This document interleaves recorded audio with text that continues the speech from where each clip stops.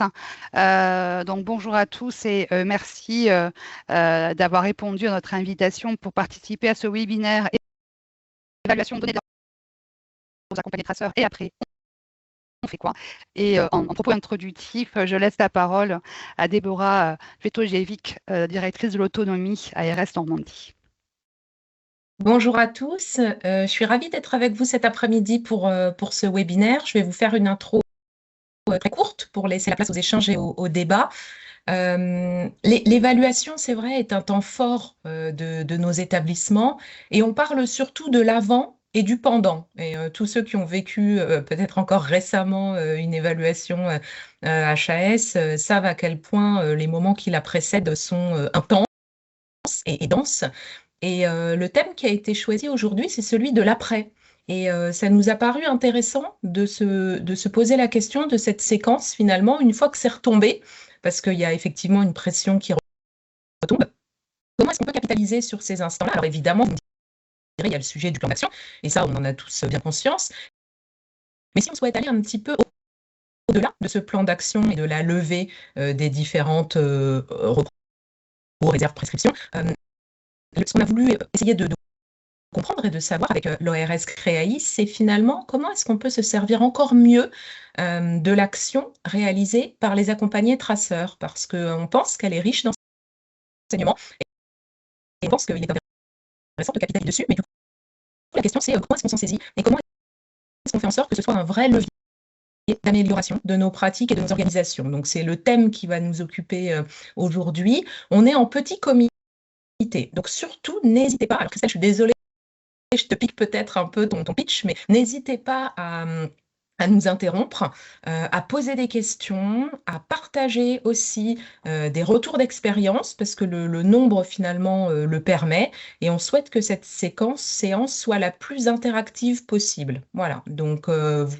utilisez soit le chat, soit vous lèverez la main, mais en tout cas, c'est le souhait qui est le nôtre d'être dans un maximum d'échanges et pas dans une présentation qui soit descendante aujourd'hui. Voilà, j'en reste là pour le moment et puis Christelle, je te repasse la parole. Merci beaucoup Déborah. Donc oui, nous sommes bien ravis de vous retrouver pour ce webinaire. Ce webinaire, il vise à mieux comprendre ce que la méthode des accompagnés traceurs nous apprend à travers les retours et perceptions des personnes accompagnées et à voir comment ces enseignements peuvent être transformés en levier d'action dans la démarche qualité. Donc, plusieurs temps dans cette heure et demie ensemble. D'abord, on va vous rappeler la méthode des accompagnés traceurs, ses principes, son cadre, sa mise en œuvre.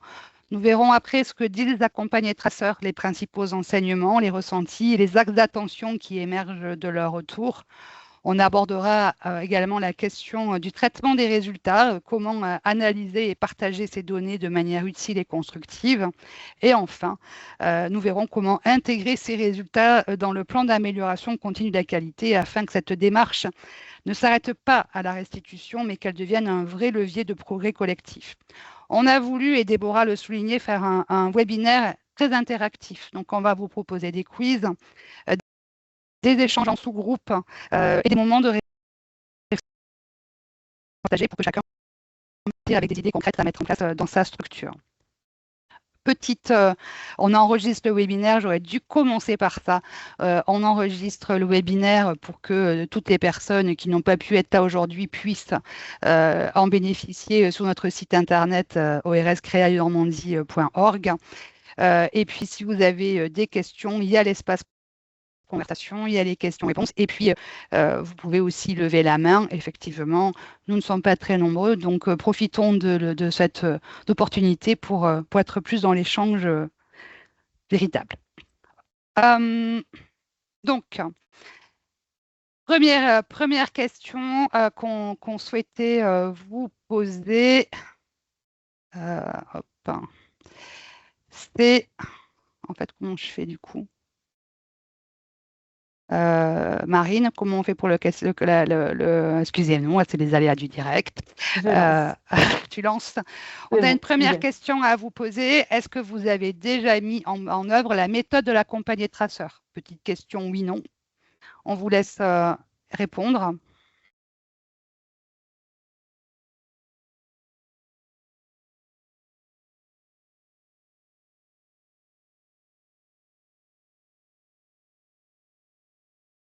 OK. On est sur du entre ceux qui répondent directement à partir du questionnaire et ceux qui répondent dans le chat, on est à peu près à 50-50, hein, si je fais un petit calcul rapide. OK, merci beaucoup. Pour ceux qui ont déjà mobilisé cette méthode, quels sont les points de vigilance que vous verriez dans la méthode accompagnée traceur, les points de vigilance pour les personnes qui ont répondu oui? Vous pouvez utiliser la barre de chat. Est-ce qu'il y en a des points de vigilance que vous avez repérés? Et sinon, j'enchaîne sur la deuxième question. Selon vous, quelles sont les conditions de réussite? Tout le monde peut répondre, hein.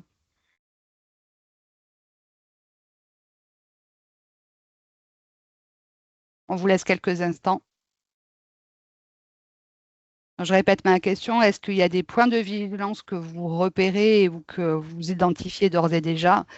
Et puis, quelles sont les conditions de réussite de la méthode accompagnée traceur, de la mise en place de la méthode accompagnée traceur? OK, un premier enjeu, c'est la bonne formulation des questions pour une bonne compréhension.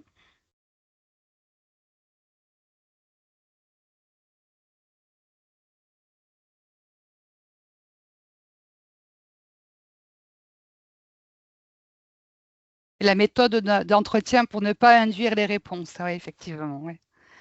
Est-ce qu'il y a d'autres remarques sur les points de vigilance ou sur les conditions de réussite? On n'est pas nombreux, donc si vous voulez lever la main, je vous ouvrirai bien volontiers le micro.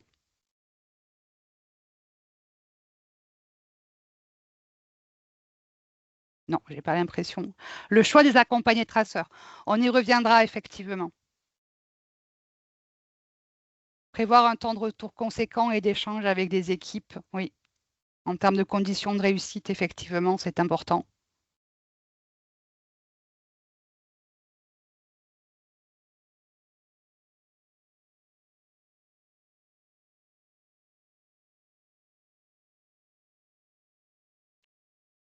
Je vois que ça écrit beaucoup, donc j'attends.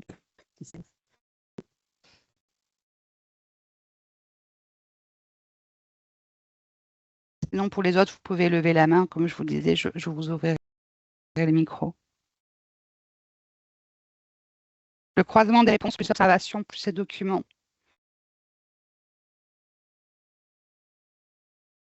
Avoir une méthode de traitement pour exploiter le recueil des données. OK. Très bien. Je pense que tout le monde a à peu près dit. OK. Bah, je vous remercie. On va voir si on arrive à répondre à vos interrogations au fur et à mesure. On continue avec un petit quiz. Donc, c'est un QR code qu'on vous propose de scanner. Et vous avez 5 questions qui vont apparaître et on vous invite à y répondre.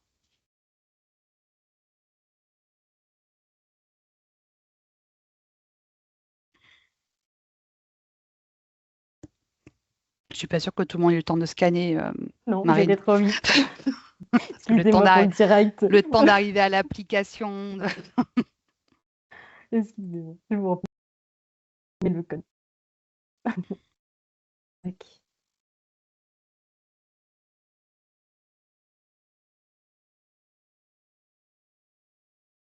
Alors, on vous laisse scanner. Peut-être, hop, je vous mets dans la barre de chat directement le lien aussi. Peut-être que ça sera aussi plus simple.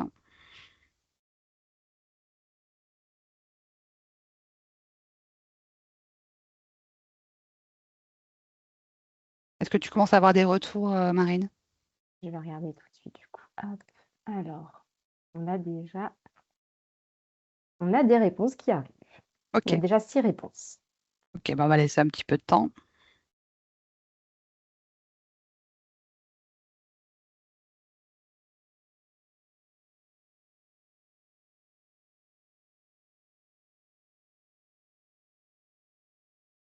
T'as 6 répondants? OK. OK. Donc, sur les 5 questions, si on peut voir la première, s'il te plaît. L'accompagné traceur, c'est effectivement, et vous avez raison, une observation du parcours d'une personne accompagnée pour évaluer la coordination des interventions. Donc, bravo aux répondants. Qui choisit la personne représentant l'accompagné traceur? Et là aussi, vous avez majoritairement raison, puisqu'il s'agit bien de l'organisme évaluateur avec le SMS. Et on verra dans quelques instants comment est-ce qu'on essaie d'avoir un groupe d'accompagnés traceurs représentatif de la structure. Le principal apport de la méthode des accompagnés traceurs, oui, vous avez là aussi majoritairement raison, c'est donner la parole à la personne accompagnée et comprendre l'expérience réelle du parcours. Sont forts. Quatrième question, que faire après la mise en œuvre de l'accompagné traceur? Oui, donc on n'archive pas les constats dans le dossier qualité, même si c'est tentant. On partage les constats et ça a été évoqué dans le chat, partager les constats avec l'équipe et les intégrer au plan d'amélioration de la qualité. Et une petite dernière, là aussi, je vois qu'il y a de moins en moins de répondants, peut-être qu'on est peut-être un peu vite. Dans l'analyse d'un accompagné traceur, il est essentiel d'identifier les forces et les points de vigilance du parcours de la personne accompagnée. En tout cas, merci. Vous êtes prêtés au jeu du quiz, mais ce n'est pas fini puisqu'on va vous faire travailler après en sous-groupe. Donc, comme je vous le disais, on allait prendre un petit temps pour se rappeler et effectivement, on a eu raison puisque certains d'entre vous n'ont jamais pratiqué là encore la méthode de l'accompagné traceur. Tu peux passer la diapo. Voilà, la méthode de l'accompagné traceur. Alors, on ne passera pas toutes les méthodes en revue parce que vous l'avez compris, nous aujourd'hui, on se centre sur la personne accompagnée, donc l'accompagné traceur. Il y a 3 volets dans cette méthode. D'abord, c'est l'identification de la personne accompagnée. Et là, c'est les intervenants de l'organisme d'évaluation que vous avez choisi qui vont identifier en lien avec vous les personnes accompagnées avec lesquelles ils vont mener l'entretien. La deuxième chose, c'est qu'effectivement, l'intervenant, le représentant de l'organisme de l'évaluation rencontre la personne accompagnée, s'entretient avec cette personne sur son accompagnement et son expérience. Mais la méthode d'accompagné traceur, elle a un troisième volet aussi, c'est l'entretien avec les professionnels. Et là, l'intervenant va s'entretenir avec les professionnels sur l'accompagnement de la personne tout au long de son parcours. C'est vraiment une méthode qui est centrée sur l'expression de la méthode, sur son accompagnement et qui va viser à renforcer l'engagement de la personne comme actrice de son accompagnement. Et en fait, elle va permettre aussi aux personnes accompagnées d'être de véritables partenaires de l'établissement et des services sociaux et médico-social et être un acteur aussi dans l'amélioration des pratiques. Ça, vous allez pouvoir le retrouver, tout ça, dans la fiche pratique numéro 3 du manuel dans l'annexe des guides d'évaluation HAS pour plus de précision. Donc, je vous disais, on rencontre la personne accompagnée pour faire le point sur son accompagnement, son expérience, comment on va aussi s'entretenir avec les professionnels. Et dans les thématiques de l'accompagné traceur, ce sont les suivantes. On va balayer tout ce qui concerne la bientraitance et l'éthique, les droits de la personne accompagnée, l'expression et la participation de la personne accompagnée, la co-construction et la personnalisation du projet d'accompagnement, l'accompagnement à l'autonomie, l'accompagnement à la santé, la continuité et la fluidité des parcours. Donc, on balaye quasiment tout le champ de l'évaluation. Une question sur l'identification des accompagnés traceurs. Donc, l'idée dans cette identification, c'est d'avoir un groupe représentatif des personnes que vous accompagnez au quotidien, que ce soit au niveau de l'âge, du sexe, la durée d'accompagnement aussi. Est-ce que vous avez identifié des personnes qui sont soit admis très récemment dans la structure ou d'autres qui sont là depuis très longtemps. Bref, il faut que ce soit aussi représentatif. Également, le mode d'entrée, alors ça, c'est en fonction de vos structures. Est-ce que c'est quelqu'un qui vient du domicile vers votre structure? Est-ce que c'est une arrivée en urgence? Est-ce que, voilà, toutes ces choses qui font qu'effectivement, le parcours n'est pas le même. et l'arrivée n'est pas la même dans la structure.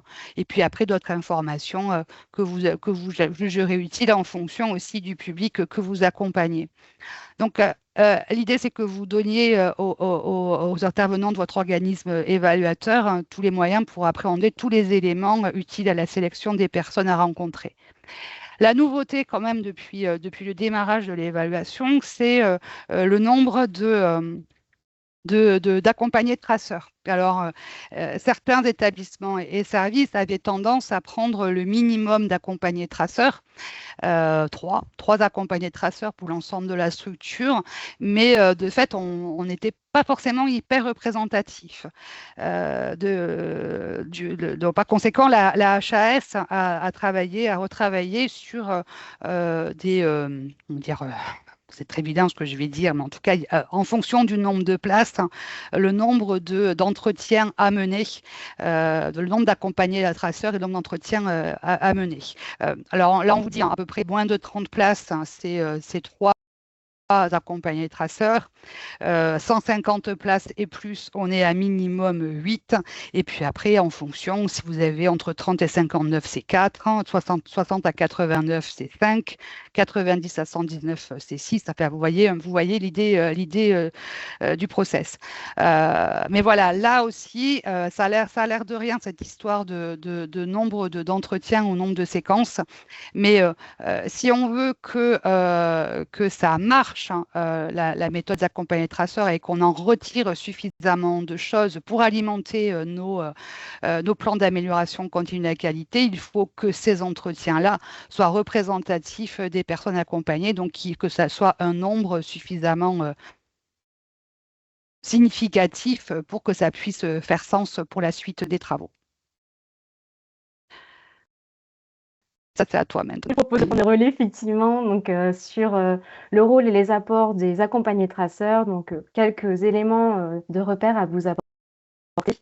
Effectivement, au-delà des attendus sur la mise en place de l'accompagné traceur, c'est aussi s'intéresser au profil des accompagnés traceurs, puisqu'effectivement, ce sont des personnes qui vont être volontaires dans cette démarche et dans ces entretiens, et avec des volontaires qui ont aussi une représentativité comme tu l'as évoqué sur les parcours, effectivement. Et le rôle des accompagnés traceurs, c'est aussi mettre à disposition et évoquer leur expérience qui va servir en effet de fil conducteur pour pouvoir interroger les pratiques professionnelles, les organisations et les modalités d'accompagnement.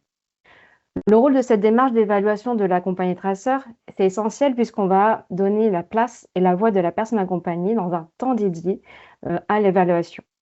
En effet, ils vont pouvoir partager leurs ressentis, leur vécu sur l'accompagnement, ce qui fonctionne bien, ce qui manque, ce qui pourrait être amélioré.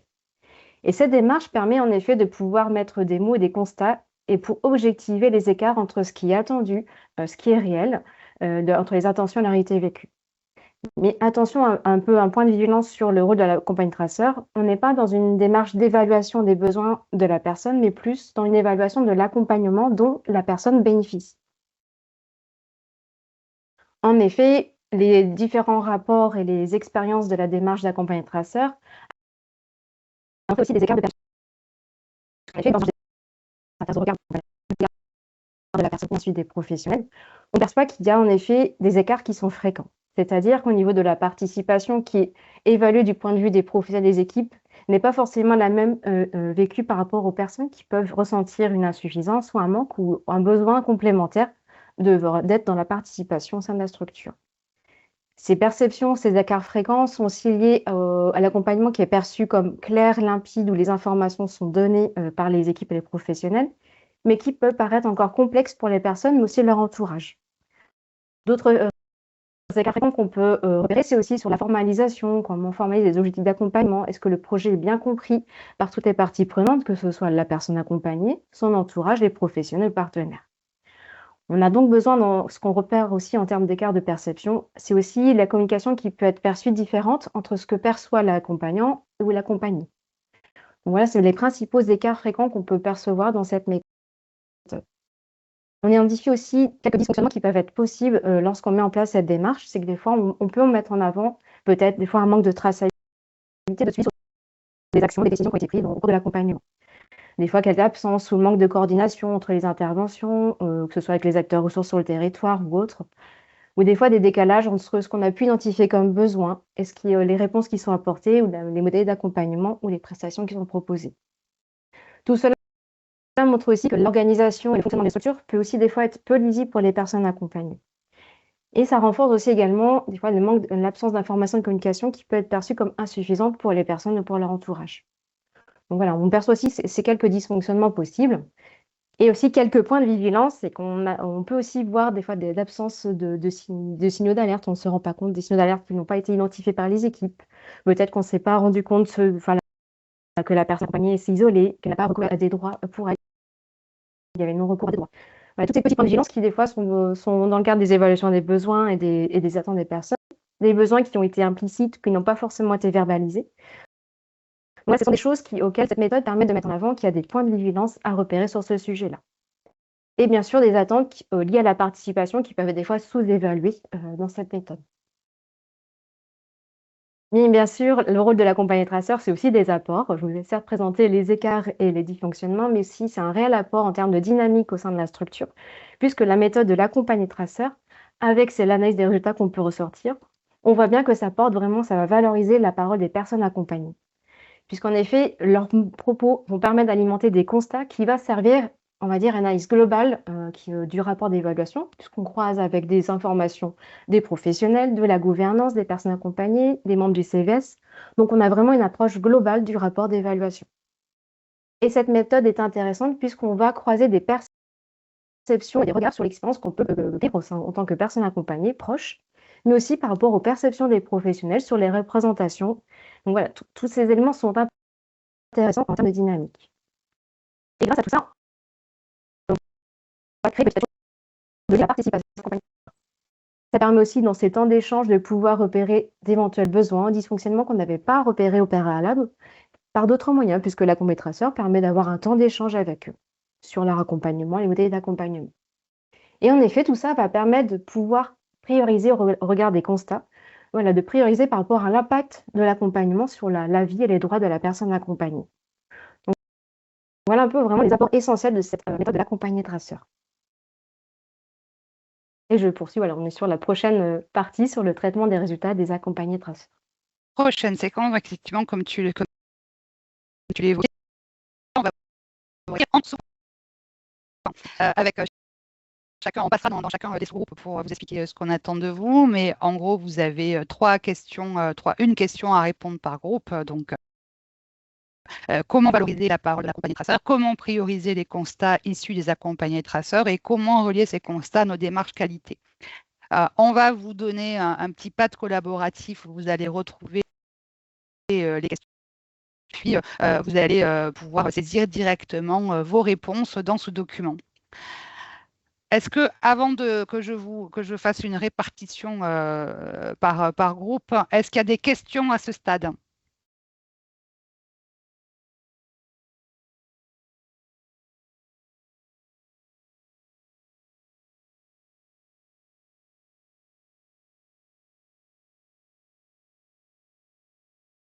Il y a quelqu'un qui écrit dans le chat, donc j'attends.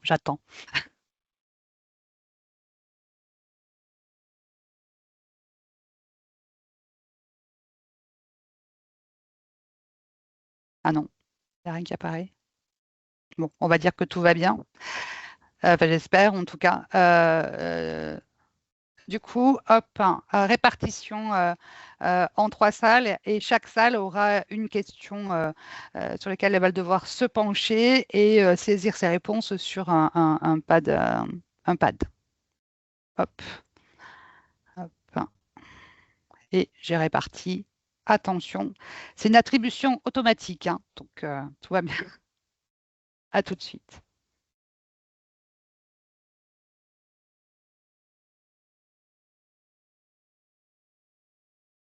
On est revenu dans la grande salle. J'espère que ça s'est bien passé dans chacun des groupes. Alors oui, je vous ai envoyé un petit message pour nommer un rapporteur parce que ouais, ça serait peut-être plus dynamique si vous pouviez vous-même rapporter ce qui s'est dit dans les sous-groupes. Dans le sous-groupe 1, donc la première question, comment valoriser la parole de l'accompagné traceur? Est-ce que quelqu'un souhaite prendre la parole? je vois pas les gens en plus, donc je sais pas qui. Alors, si vous pouvez lever la main. Groupe 1, ouais, super. Je vous donne l'autorisation. Est-ce que je vous donne l'autorisation caméra aussi? Vous me dites. Normalement, vous pouvez ouvrir votre micro maintenant. Non, Ouais. vous voulez pour la caméra, Ah, ben, écoutez, j'ai le droit à l'image, hein, moi, attention. Ah oui, on peut même pas penser. J'autorise la caméra. Oui. Allez-y, on vous écoute pour cette première question. Alors, je sais que vous étiez interrogé de savoir si est-ce qu'on valorise la parole de l'accompagnateur, traceur, pardon, pendant ou après. Je vous ai dit plutôt après. Est-ce que vous avez avancé sur cette question-là, du coup? Oui, et on a écrit voilà, quelques commentaires Oui. avec nos collègues. Donc pour nous, c'est retour en CVS. Ouais. C'est ça. Retour au professionnel sous différentes formes, hein. Ça peut être en réunion. Alors nous, on appelle ça des réunions institutionnelles, mais ça peut être des réunions, je ne sais pas, peu importe. Il y a des copines, voilà, des copines. Ça peut être aussi je veux dire de l'affichage.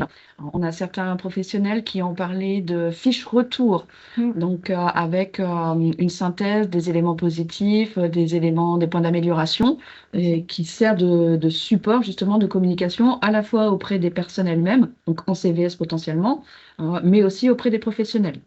Donc ces fiches retour-là. Donc si je dis des bêtises, les personnes avec lesquelles on est dans le n'hésite pas à le dire. Et puis évidemment, j'allais dire à la fin, ça se fait parallèlement, une intégration dans les packs, donc les plans d'amélioration de la qualité. Donc il y a une autre personne qui a rajouté faire le lien avec les projets d'accompagnement personnalisé. Donc ça, on n'avait pas forcément évoqué dans le groupe. Ouais, donc je sais Mais pas. je vois que c'est écrit, donc je le lis quand même. Mais en tout cas, l'idée, c'est que ça découle dans les pratiques au quotidien et que ça ne reste pas effectivement à l'état de constat. Ah Et ouais. bien insister pour montrer, bien montrer aux personnes avec qui on va faire l'entretien que ça va servir à quelque chose. C'est pas c'est vraiment mettre en avant la parole, c'est hyper important. Bien montrer ce qu'on va en faire. Il ne faut pas que ce soit juste un entretien, il faut faire un entretien. Ouais, Le tout à fait. CVS aussi sert à relayer auprès des familles, de l'entourage. Donc là, on touche les résidents eux-mêmes, enfin les personnes accompagnées elles-mêmes, les pros, les familles. Voilà. J'ai Madame Gonidet qui avait la main levée. Alors, je lui ai autorisé le micro. Est-ce qu'elle souhaite rajouter ou compléter?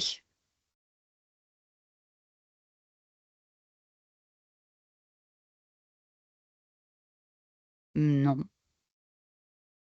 Bon. Ok. Oh, ben, on va, en tout cas, à tout moment, elle peut intervenir. On va passer à la question numéro 2. Comment prioriser les constats issus des accompagnés traceurs? Est-ce que quelqu'un souhaite prendre la parole du groupe 2?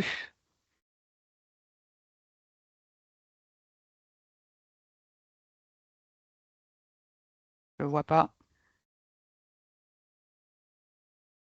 Allez. Non, ça prend pas la parole dans le groupe 2. Peut-être Marine. Ah, si. Il y a quelqu'un. Alors, pareil, j'autorise le micro. Je peux aussi autoriser la caméra si vous m'autorisez. Alors, c'est Audrey L du DITEP La Rosace. Normalement, vous pouvez ouvrir le micro maintenant.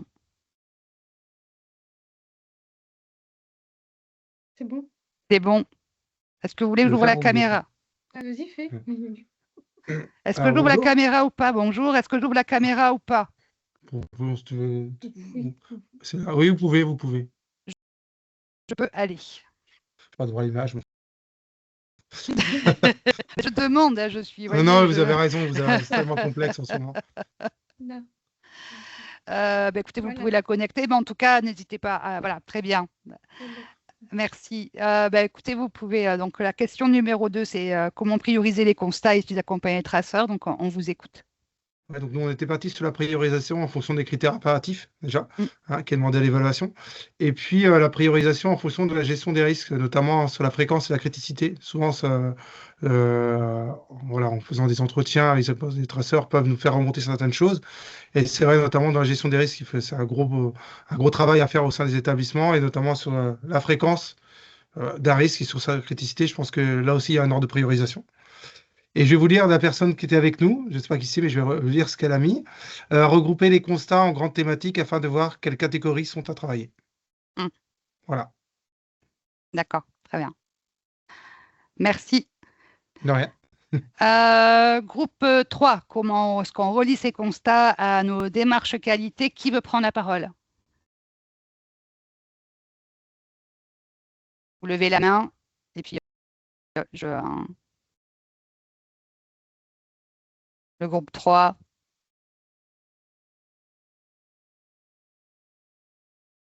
Non, personne ne veut se désigner. Bah, du coup, Marine, peut-être que tu veux. Bah, je peux reprendre, Et ils vont effectivement. compléter. Voilà, c'est ça. Vas-y. Ils vont me soutenir dans cette question 3. Alors, sur effectivement, ce qu'on perçoit dans cette phase 3, sur comment on relie les constats à la démarche qualité, ce qui a été évoqué, c'est aussi l'utilisation de logiciels comme voilà, d'évaluation comme HVAL pour alimenter ce plan d'action. Effectivement, voilà, quel outil on peut utiliser pour faire vivre ce plan d'action. Identifier les écarts entre ce qu'on peut identifier comme pratique attendue et les pratiques réelles. Oui, c'est ce qu'on a pu percevoir tout à l'heure, les enjeux sur les écarts de perception entre la réalité et les attendus. La mise à jour des documents réglementaires, effectivement, on parle beaucoup des outils de la loi 2002 comme le livret d'accueil, règlement de fonctionnement, mais aussi la cartographie des risques, qui est aussi un outil intéressant pour alimenter la démarche qualité. Bien sûr, enrichir les indicateurs qualité, donc on est vraiment dans cette notion de création de données exploitables, donc comment on fait vivre ce plan d'action avec des indicateurs qualité. S'appuie aussi de création de supports de formation en interne pour monter en compétence effectivement les professionnels sur cette notion de constat à comment on fait vivre la démarche qualité. Éclairer sur les décisions stratégiques, puisqu'effectivement, cela permet aussi d'identifier des objectifs stratégiques des structures. Enrichir tous les documents donc, de recueil de données et du projet d'accompagnement personnalisé. Et co-construire entre professionnels et aussi accompagner traceurs ces axes d'action. Effectivement, c'est un enjeu essentiel de réfléchir ensemble sur ces constats pour améliorer la démarche qualité. Je ne sais pas si vous pouvez compléter, j'ai pu résumer ce que vous avez pu évoquer quand même. Si vous souhaitez compléter, c'est possible. J'ai pas l'impression. Non plus. Bon, C'est évidemment parfait. Ah, non, c'est bon, on continue. On continue. Hop, je vous laisse du coup. Hop, je continue. Effectivement, on va poursuivre effectivement ce travail qui a été réalisé voilà, sur ces sous-groupes. Effectivement, je vais sûrement mettre en avant ce que vous avez pu identifier dans ces instances. Effectivement, le traitement des résultats des accompagnés traceurs, il y a, on va dire, 5 bonnes pratiques qui sont essentielles pour alimenter la démarche qualité. Lorsque vous recueillez un certain nombre de données et de résultats sur les accompagnés traceurs, il est important de aussi synthétiser ce qui était la matière de ces entretiens accompagnés traceurs. Donc ça, c'est une première action qu'on va identifier. Croiser toutes les informations, vous l'avez évoqué, comment recroiser le regard entre la personne accompagnée professionnelle. Également, troisième bonne pratique, c'est de repérer les écarts entre la réalité et les attendus. Qualifier les constats, comment on distingue un constat, un point de vigilance, une alerte, et comment on hiérarchise les priorités. Donc tout ça, on va vous mettre en avant quelques bonnes pratiques sur ces 5 éléments. Donc le premier élément, effectivement, avec toute la matière que vous allez recueillir au sein de cette démarche d'accompagné traceur, il est important de pouvoir synthétiser toutes ces informations que vous allez recueillir, donc à différents outils et moyens qu'on peut utiliser pour cela. Bien sûr, à l'issue, donc on peut dire qu'à chaud, après les entretiens des accompagnés traceurs, vous allez pouvoir en fait identifier déjà des éléments, les vécus de la personne, partager avec elle ses premiers constats. Effectivement, faire ce temps d'échange à l'issue de l'entretien est important, puisque à partir de là, vous allez pouvoir identifier déjà quels sont les besoins, quelles difficultés je peux repérer, et quels sont aussi les points forts des modèles d'accompagnement. Et à partir de là, vous allez commencer déjà à construire un peu les premiers éléments des pistes d'analyse. Autre temps de synthèse, vous avez aussi évoqué, c'est de restituer auprès des équipes. Effectivement, à distance des entretiens accompagnés traceurs, c'est important que les professionnels de l'équipe pluridisciplinaire puissent participer à cette synthèse, puisque vous allez leur partager un peu l'analyse des résultats. Vous allez aussi confronter ce qui a été évoqué lors des accompagnés traceurs des professionnels. Et à partir de là, on peut relier en fait les constats de nos pratiques professionnelles quotidiennes par rapport à ce qui est perçu des personnes accompagnées. Et comme à chaud, vous allez pouvoir repérer des constats, mais aussi commencer à réfléchir à des propositions d'action concrètes. Et repérer aussi déjà les premiers écarts récurrents, puisqu'effectivement, il y a plusieurs entretiens accompagnés traceurs, donc on peut déjà percevoir des premiers écarts récurrents. Autre temps important pour pouvoir aussi synthétiser la matière issue de ces accompagnés traceurs, c'est l'instance qualité, donc comité qualité, copie qualité, enfin voilà, selon l'intitulé que vous avez au sein de vos structures. Cette instance est essentielle de pouvoir restituer ce que vous avez comme matière à accompagner traceur, puisque cela va vous permettre d'avoir une vision transversale voilà, sur ce qui est attendu, quels sont les résultats, mais aussi de croiser avec toute la matière que vous avez ou d'autres données exploitables, notamment avec les comptes rendus de conseil de la vie sociale, les entretiens, tout ce qui est suivi des démarches gestion des risques, est-ce que le suivi des plaintes, des réclamations, les événements indésirables. Tout ça, le comité de qualité va pouvoir croiser ces éléments-là avec ceux des synthèses des accompagnés traceurs. Et vous allez commencer à pouvoir déjà hiérarchiser les priorités d'action. En effet, grâce au comité qualité, on peut aussi commencer à prioriser des actions et aussi les intégrer dans le plan d'amélioration continue de la qualité et s'assurer aussi de son suivi. Donc, important, cette première bonne pratique est essentielle, donc cet esprit de synthèse des entretiens accompagnés traceurs. Mais je poursuis. Sur la deuxième bonne pratique, effectivement, vous avez beaucoup évoqué le croisement des regards, mais aussi des informations. Puisque la matière qu'on reçoit lors des accompagnés traceurs est essentielle, mais il faut aussi croiser ces éléments-là avec d'autres sources d'informations, puisqu'il faut éviter les biais d'avoir qu'une seule méthode d'analyse. D'où l'importance de croiser les regards avec les professionnels, la gouvernance, et aussi les membres du Conseil de la vie sociale ou autre instance de représentation. Puisque grâce à ce croisement d'informations, vous allez pouvoir affiner vos observations, des constats, et commencer à confirmer ces constats grâce à la matière issue des accompagnés traceurs. C'est à partir de ce croisement d'informations que vous allez pouvoir aussi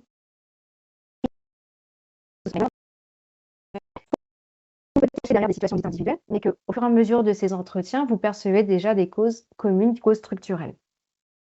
En plus, cela va permettre aussi de pouvoir repérer déjà des points d'alerte ou des points de vigilance qui commencent à devenir visibles à travers ces différentes sources d'informations. Je vous évoque différentes sources d'informations mobilisables. Effectivement, on parle de l'accompagné traceur, mais vous savez que dans cette démarche d'évaluation, on sollicite aussi l'entretien auprès des membres du Conseil de la vie sociale ou de l'instance représentative. Vous pouvez aussi vous appuyer et croiser ces informations-là de ces différents entretiens. Aussi, si vous avez mis en place des démarches, par exemple, d'auto-évaluation, d'audit interne, tout ça va permettre aussi d'alimenter ce croisement d'informations. Tout ce que vous suivez aussi en termes de suivi, de recueil ou d'événements d'incidents, que ce soit des plaintes, réclamations, les événements indésirables graves. Également intéressant de aussi utiliser les ressources comme toutes les enquêtes et questionnaires de satisfaction qu'on peut mettre en place ou tout un temps dédié pour recueillir l'avis et l'expression des personnes accompagnées. Donc, c'est essentiel d'être dans ce croisement d'informations, mais aussi multiplier les sources que vous pouvez avoir à votre disposition pour pouvoir croiser cette information et vraiment avoir une analyse globale qui permet en effet de pouvoir orienter et percevoir déjà des actions d'amélioration en fonction bien sûr de l'impact sur la qualité de l'accompagnement, mais aussi sur la gestion des risques et la notion de sécurité des personnes accompagnées. Donc, je poursuis en termes de troisième bonne pratique. Une fois qu'il y a eu la synthèse, on a croisé les informations, vous allez arriver dans un troisième temps où on est dans le repérage des écarts, puisque vous avez déjà préalable fait ces deuxième première étape. Donc, à partir de ce repérage des écarts, c'est ici que vous allez identifier, vous allez comparer les constats issus de plusieurs personnes accompagnées, mais aussi vous allez croiser ces éléments-là avec les perceptions des professionnels et tout ce que vous avez identifié comme point d'alerte de vigilance avec les réclamations, le CVS ou toute démarche d'évaluation interne qui a permis d'identifier certains constats. Et en fait, en croisant tous ces éléments-là, vous allez voir s'il y a des écarts qui sont des difficultés, des dysfonctionnements qui sont récurrents, s'il y a des choses qui sont isolées, donc c'est un signe faible, mais à garder quand même en point de vigilance.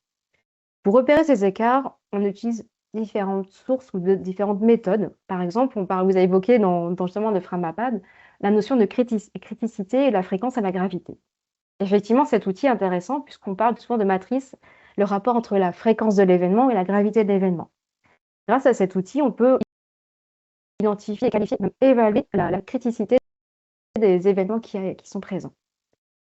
On peut aussi mettre en place un tableau de synthèse qui permet de visualiser par rapport à tel événement la fréquence, comment ça évolue dans le temps, comment évoluer les constats. Vous pouvez aussi mobiliser des temps collectifs, donc en équipe, qui permettent de percevoir le regard de la personne accompagnée, des professionnels ou partenaires ou autres acteurs ressources dans la démarche.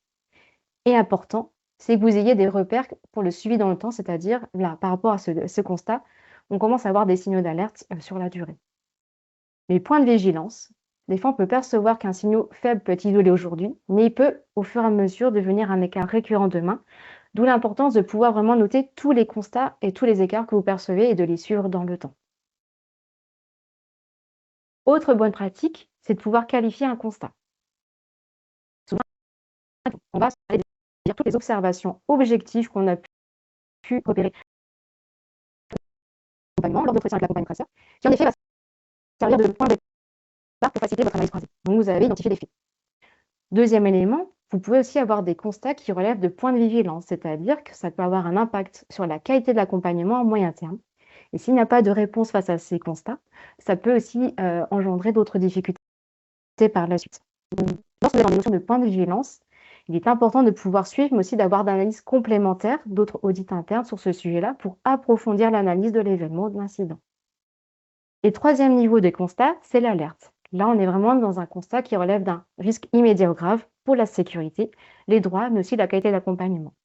Et là, dans ce dernier élément, on est vraiment dans des actions d'amélioration correctives qui doivent être mises en place, qui doivent être dites prioritaires. Donc, dans les constats, on passe vraiment de faits, de points de vigilance et d'alerte. Je vous ai mis ici un exemple d'outil qu'on peut utiliser pour savoir comment je peux prioriser si mon action est priorité 1, 2 ou 3. On utilise des fois dans la démarche qualité des outils comme l'échelle de priorisation. Vous voyez sur le schéma de droite, on a le niveau de gravité, donc on passe de faible, moyen grave à très grave, et le niveau de probabilité, très improbable, improbable, probable et très probable. Vous voyez que si j'ai une action qui va être très improbable et faible, je suis dans une priorité droite, donc voilà, priorité 3. Donc effectivement, il y a des choses à mettre en place, mais on va commencer à analyser un peu plus en profondeur. Priorité 2, on est par exemple, j'ai un événement qui est improbable, mais qui est moyen. On commence à aller dans un point de vigilance. Lorsque j'ai un événement très probable et très grave, on est sur un point d'alerte en priorité 1. Donc c'est une échelle d'évaluation qui peut être utilisée pour identifier et prioriser vos actions d'amélioration pour alimenter votre plan d'amélioration continue de la qualité. Mais au-delà, pour prioriser les actions, ce qui est important de prendre en compte, c'est la notion de fréquence, la gravité, ce qu'il y a la notion d'urgence, la faisabilité des événements ou les impacts sur la situation, et aussi l'impact sur la personne. Donc, ce sont quelques outils qu'on vous met à disposition qui permettent d'évaluer et de prioriser les actions dans votre plan d'amélioration continue de la qualité. Autre exemple d'outils d'analyse, donc on utilise souvent le fameux SWOT outil qui permet de faire des diagnostics. Donc, bien sûr, on parle de force, faiblesse, c'est tout ce qui est lié à un interne à l'organisation de la structure et les opportunités et menaces à l'externe. Donc, c'est un outil qu'on utilise beaucoup pour avoir un diagnostic dans de groupes de travail qui permet d'approfondir un sujet. Vous pouvez avoir un autre outil qui existe, les 5 pourquoi. Donc, par rapport à un événement, vous répondez première fois à la question pourquoi, deuxième fois, troisième fois, quatrième fois. Et cela va affiner votre analyse. On a également un autre outil qui est présent, c'est le diagramme Ishikawa. Donc, c'est les causes par rapport à 5 par rapport aux effets que cela peut produire. Par rapport à une situation, vous devez vous interroger sur les causes. Est-ce que c'est lié à la méthode? Est-ce que c'est lié à la matière? Est-ce que c'est lié à l'environnement, au milieu? Est-ce que c'est lié aux équipements qu'on a, c'est-à-dire aux ressources qui sont mises à disposition? Donc, des petits outils qu'on peut utiliser pour aller un peu plus loin dans l'analyse. Et autre dernier outil qu'on peut aussi utiliser, c'est les questions auxquelles vous pouvez répondre. Donc, est-ce que le quoi, qui, comment, combien et pourquoi. Des outils, mais ce sont des exemples d'outils que vous pouvez utiliser lors de vos démarches d'analyse des résultats de la compagnie traceur. Et je vous des questions peut-être avant.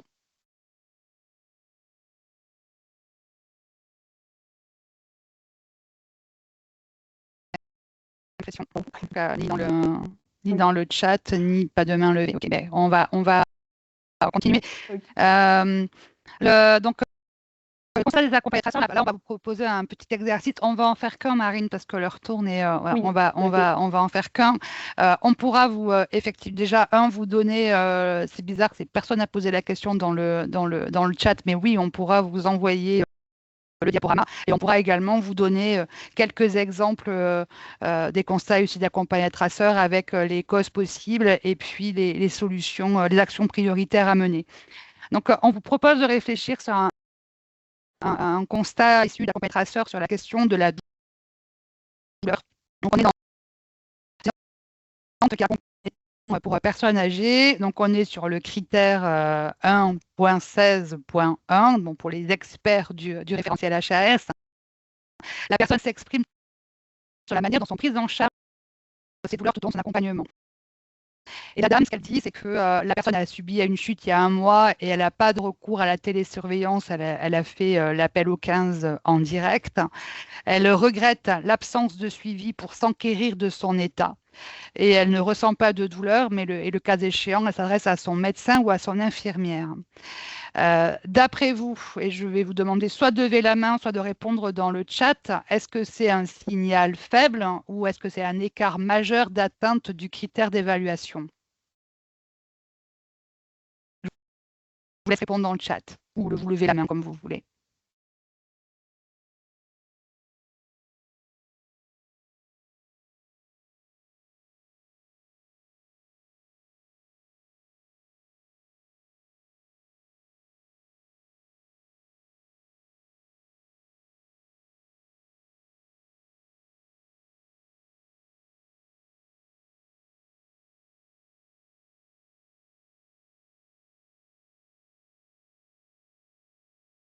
Madame Le Reverend, coupé. Écart majeur, ouais. Écart majeur. Oui, effectivement, on est majeur.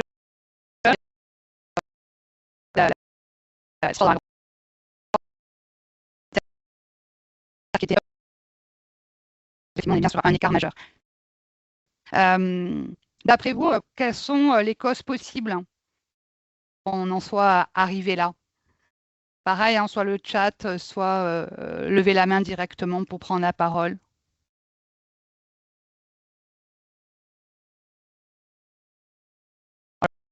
Sur des hypothèses, on est d'accord, hein, mais en tout cas, selon vous, quelles pourraient être les causes possibles de cet écart majeur?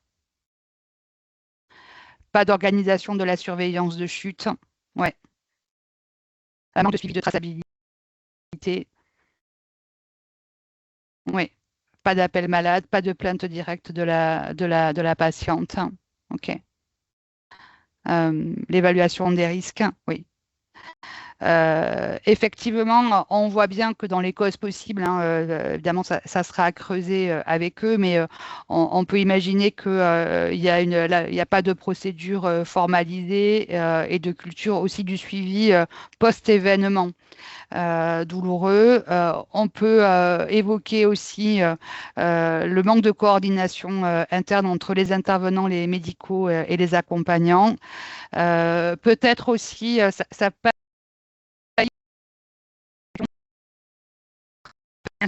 sensibilisation à la dimension subjective de la douleur, donc l'écoute du vécu de la personne, peut être une vision trop médicale et ponctuelle de la douleur. Voilà, après, c'est effectivement à creuser aussi en fonction de ce que vous avez pu évoquer et ce qui peut y se passer dans la structure. Selon vous, quelles seraient les actions prioritaires à mener?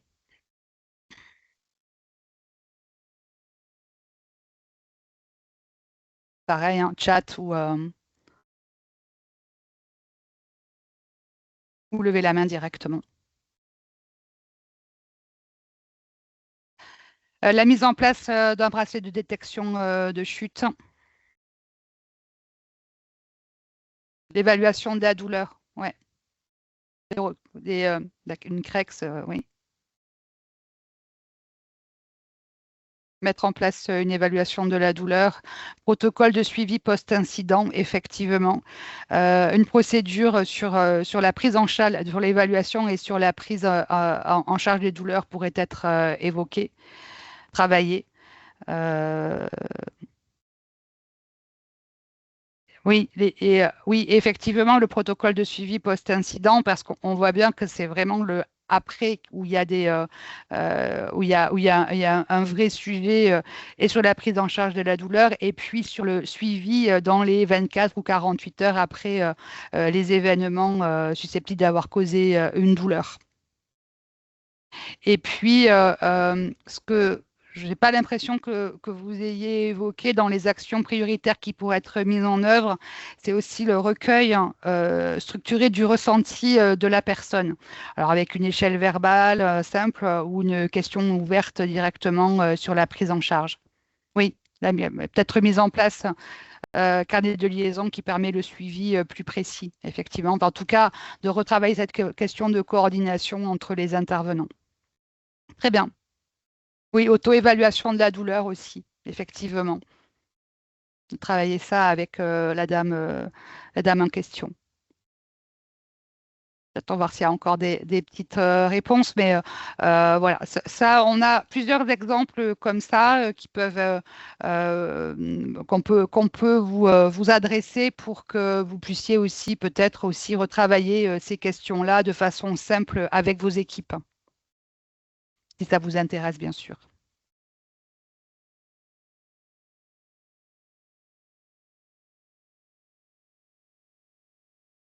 Il y a quelqu'un qui tape, donc j'attends.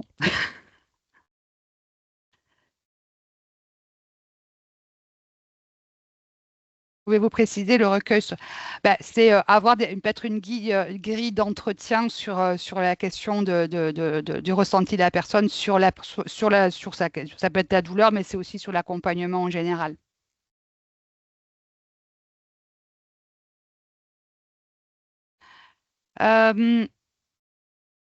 Avec plaisir. Je te laisse la parole à Marine pour la suite. Effectivement, nous passons des constats à l'action. Donc, comment intégrer les résultats des accompagnés traceurs dans le plan d'amélioration continue de la qualité. Voilà, donc, quelques éléments qui résument un petit peu toute la dynamique qu'on a vue tout à l'heure. Effectivement, pour intégrer les constats à votre plan d'action, quelques étapes à retenir. Donc, bien sûr, formaliser les constats qu'on a pu voir. Est-ce qu'on est sur des faits, des alertes ou des points de vigilance? Analyser et comprendre, c'est-à-dire on croise tous les regards avec différentes sources, CVS, les différents entretiens, que ce soit professionnels, vos observations ou les documents qui sont identifiés, pour pouvoir identifier les causes. Et aussi derrière, définir des actions concrètes qui sont mesurables et réalisables, donc bien sûr en constitution de fiches action pour chaque action. Et bien sûr, préciser des indicateurs de suivi de réalisation et des responsables de chaque fiche action qui seront déterminés. Et tout cela sera bien sûr à intégrer et à suivre dans le plan d'amélioration continue de la qualité. Donc bien sûr, grâce à vos fiches actions, plus elles sont précises, plus il y a des indicateurs de suivi, plus vous allez avoir un suivi de cette démarche et pour pouvoir évaluer l'impact sur la qualité d'accompagnement. Donc un exemple voilà, qu'on peut retrouver, donc je constate, je ne comprends pas mon projet. Ce qui a été analysé donc manque d'informations de communication adaptées auprès de la personne. L'action qui a été proposée par rapport à cela, c'est peut-être de revoir les supports de présentation du projet personnalisé, ce qu'on peut le rendre facile à lire à comprendre, par exemple, comment on adapte les supports, le temps aussi d'information qu'on communique. Et bien sûr, face à cela, cette action va être intégrée dans le plan d'amélioration de la qualité et on va évaluer bien sûr la mise en place de cette action et les effets que ça peut apporter sur la qualité de l'accompagnement. Et pour résumer, quelques bonnes pratiques du constat à l'action, c'est important de pouvoir associer les équipes à tout dès l'analyse pour pouvoir favoriser l'appropriation, mais aussi la pertinence des actions que vous allez mettre en place. Faire le lien entre chaque action et les constats d'origine ou les enjeux que vous avez repérés. Bien sûr, les écarts qui sont récurrents dans le temps, pouvoir aussi ajuster les priorités. Inclure les personnes accompagnées dans la validation, mais aussi l'évaluation de ces actions. Et utiliser des indicateurs qui sont aussi qualitatifs et quantitatifs, qui sont issus du vécu d'expérience des personnes accompagnées. Et important, c'est aussi de mettre à jour régulièrement son plan d'amélioration de la qualité en fonction des évaluations que vous avez réalisées, si vous mettez en place d'autres méthodes d'accompagnement traceur ou d'autres outils internes. Et je vous laisse le mot de la fin. Le mot de la fin, donc avec quelques éléments, si tu peux passer la diapo d'après pour voilà. Donc pour aller plus loin, donc plusieurs formations vous sont proposées. D'abord des modules en e-learning qui sont proposés surtout par Calva, mais en lien avec l'ORS Créa Normandie sur les méthodes et les thématiques. Donc avec module e-learning avec une fenêtre de tir entre le 12 janvier et le 8 février. Et je vous mets les liens dans le chat. Donc avec deux propositions, une sur les modules méthodes et donc là vous pourrez rebalayer là aussi la question de la méthode des accompagnés traceurs, mais pas que, et puis aussi sur l'ensemble des modules thématiques. Vous avez également une formation en présentiel proposée par l'ORS Créa Normandie qui est se préparer à l'évaluation, hein, tout simplement. Je vous mets ça. Vous avez aussi donc l'ORS Créail, enfin la Fédération des Créailles, la NCréaille, a développé son outil d'auto-évaluation et d'appui à la démarche qualité. Donc c'est l'outil Arsène. C'est l'équivalent d'Ageval en fait, mais donc par notre la Fédération des Créailles. Et donc, on a cet outil-là et une formation dédiée. Et je reciterai Calva, avec lesquels nous travaillons très régulièrement sur tous ces sujets, qui a mis en place une communauté de pratique avec mise à disposition d'outils que vous retrouvez ici. Voilà. Je crois qu'il y a quelqu'un de Calva dans la salle, hein, sans vouloir, sauf si elles sont déjà parties, je n'ai pas fait attention. Si vous souhaitez compléter, vous pouvez. Je vois personne. Non, je ne sais pas, tant pis. En tout cas, voilà, on est régulièrement en collaboration avec Alva pour proposer des actions de formation et d'animation autour de ces sujets d'évaluation. Est-ce qu'il y a des questions ?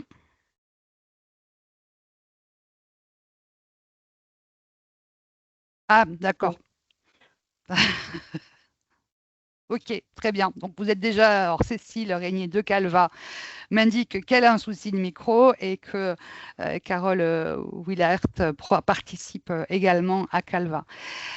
S'il n'y a pas de questions, ben, je vous remercie d'avoir participé à ce webinaire qu'on a voulu interactif et j'espère que ça vous a plu, ce procédé. J'espère que ça vous a intéressé. On a un autre webinaire début décembre sur les questions de bientraitance. Je fais aussi du teasing sur la suite. Je vous souhaite un bel après-midi. Et puis voilà, s'il y a besoin, on vous enverra donc le support et puis les petits exercices de fin. Comme ça, vous aurez plusieurs exemples à retravailler aussi en équipe. C'est intéressant de travailler comme ça aussi en équipe. Non, pas que. Je réponds à la question, est-ce que les AT seront aussi interrogés sur les critères impératifs? Il y a des critères impératifs, mais pas que. Je parle sous ton contrôle, Marine. Oui, tout à fait. Bonne réponse. Voilà.